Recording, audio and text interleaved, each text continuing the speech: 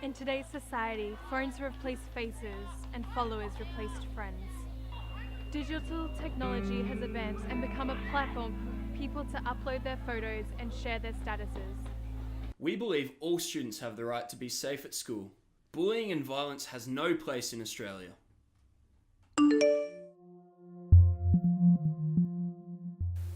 I spend about 2 hours or 3 hours. I spend 3 hours on social media a day, yeah. Probably about 1 or 2. I'd probably use social media an hour and a half, 2 hours a day, really. Just browsing through, really. I don't really do much on it, though. But what is cyberbullying? There are many different forms of cyberbullying, such as flaming, using electronic messages with angry, vulgar language; harassment, repeatedly sending nasty, mean, vulgar messages; and denigration, sending or posting gossip and rumours to damage their reputation and relationships. Impersonation, which is pretending to be someone else and sending or posting material to get that person in trouble or danger, or to damage that person's reputation or friendships. Outing, which is sharing someone's secrets or embarrassing information or images online. Trickery, which is talking someone into revealing secrets or embarrassing information, then sharing it online. Exclusion, intentionally and cruelly excluding someone from an online group. Cyberstalking, repeated harassment and denigration that includes threats or creates significant fear.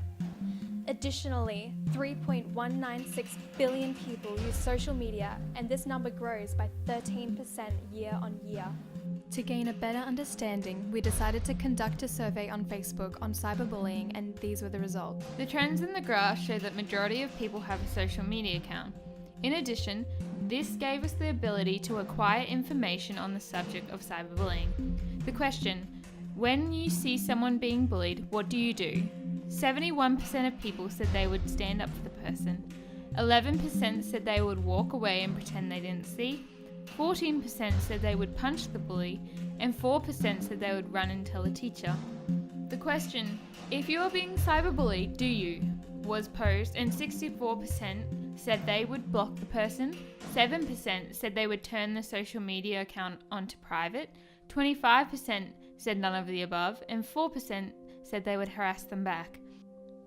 In addition, 52% of people that were bullied said they had not received any support from the school, 8% said they had received support, and 28% said they didn't tell them, 12% said they would rather not say.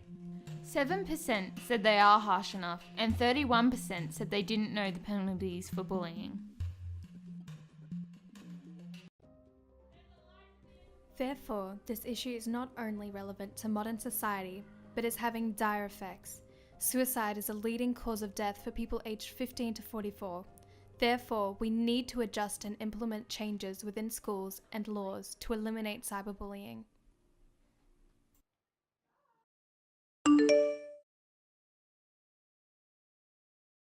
I do. I think definitely there should be stricter penalties, even for minors, simply because there's a belief out there that if you're under a certain age that you can get away with it and not worry about the consequences of going online and giving someone a hard time through the social media. So I firmly believe that I'm a strong advocate for someone receiving strict consequences for their actions.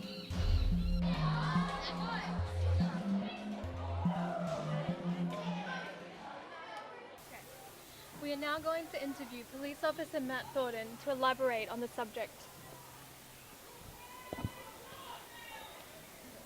What do you say to people who don't believe that cyberbullying is an issue?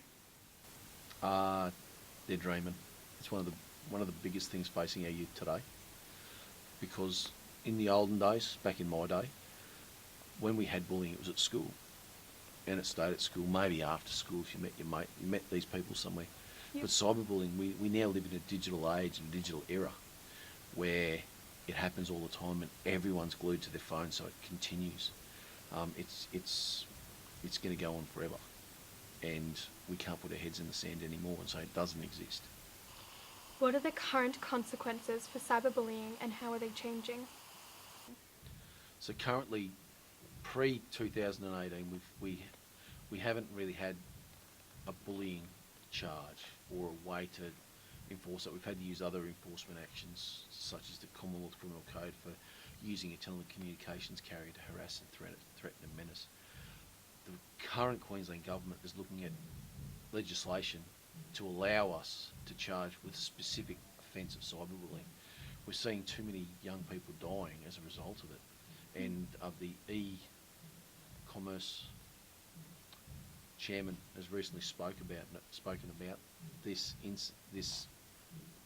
entire thing, wanting to do something like that, getting the message out that it's okay, you need to tell us, we need to investigate it, and we need to have an offence specific to that. Because bullying itself there's no such thing as an offence for bullying, but everyone knows what it is. So there are changes afoot for the government to do what they need to do to make it law. Yeah. What steps should someone take if they feel they were being cyberbullied? Like I said before, I think it's opening up the conversation, excuse me, and starting with your parents. Talk to your parents or your significant role model. If it's not a parent, I suggest parents first, but if you think you're being bullied, you need to talk to someone. Find someone, parents, mum, dad, grandparents, teachers, but someone who understands the environment you're working within. And that's why our Doctor Cop program is so good. We have the ability to talk, understand that, we can talk to me about it if you want to. But it's important that you open a dialogue with someone, because cyberbullying is just so intense. It doesn't stop. It starts at school or wherever you are and continues. And it goes on even when you're asleep. So by opening up the conversation and starting to talk to mum and dad, and that's your first point of call as kids, tell them and then decide from there where you want to go with it. Ultimately, it's to the police is where it should end, and we can deal with it and investigate it and see where it goes. I think that's important, but we need to have these conversations.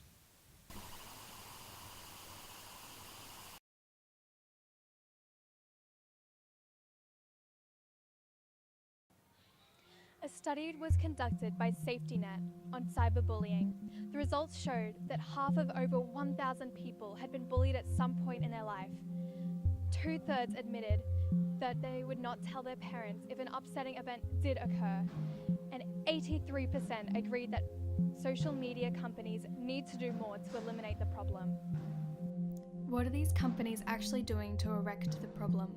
Many agree that these companies are not doing enough to minimize the problem. A suggestion would be for companies to review reports in 24 hours instead of longer periods of time, and take away the right for repeat offenders to have a social media account. Instagram has applied a new offence comment filter as a default for all accounts, which is a step forward for the app. Facebook similarly have released a new update which allows users to easily report comments, as you just press the up or down arrow on a comment.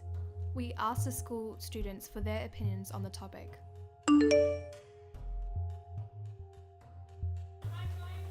I personally think that they could be doing like a better job filtering like mean comments.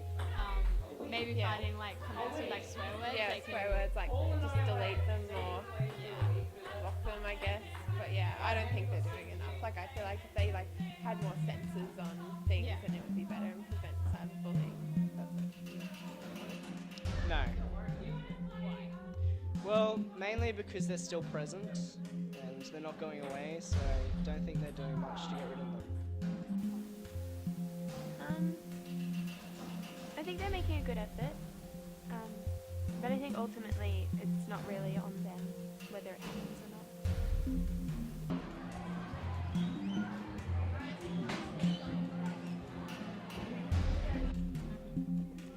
Various foundations are working hard to raise awareness for bullying and provide help for cyberbullying victims. These foundations include CyberSmile, Bullying Zero Australia, and recently, Dolly's Dream.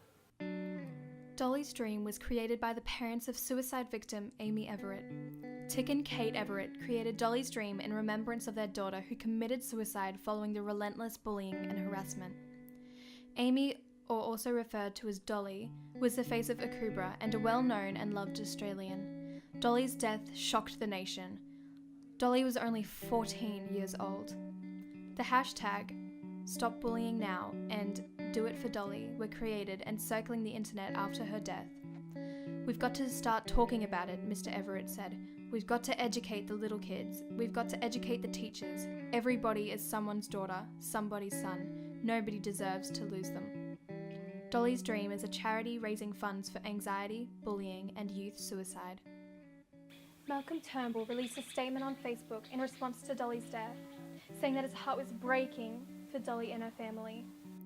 He also said, Dolly's passing highlights the devastating impact that bullying can have on its victims, and much more work is needed from governments, health groups, and the internet companies themselves to prevent cyberbullying, to stop it when it occurs, and to minimize its impact when it does occur. The picture Dolly drew with the words, "Speak, even if your voice shakes," stirred the nation. This quote holds a powerful message that if you are being bullied, or if you are witness to bullying, that you need to speak up or do something about it. Please come to the service and witness the complete devastation you have created. There needs to be stricter laws and penalties for bullies. Suicide rates are increasing, while the bullies are getting to lead a life penalty-free. This matter needs to be taken seriously. Action must be taken. Too many lives have been lost already. Speak, even if your voice shakes.